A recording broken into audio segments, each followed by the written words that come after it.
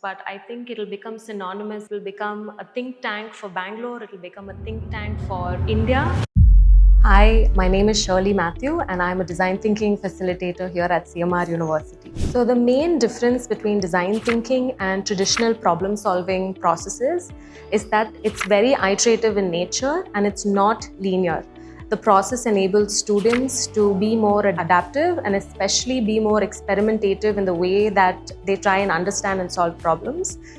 It's a process that also supports failures, and this enables organizations, teams, and students to thrive and create better solutions for the world. The Design Thinking Lab at CMR University encourages and empowers students to truly immerse themselves in real-world challenges around them.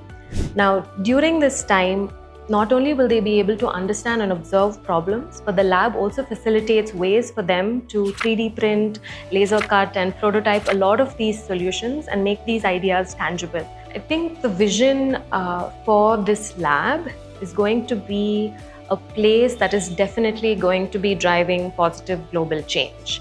It's going to be a space that fosters collaboration for students, teachers, and for the community, that will drive solutions for cities, that will drive solutions for organizations.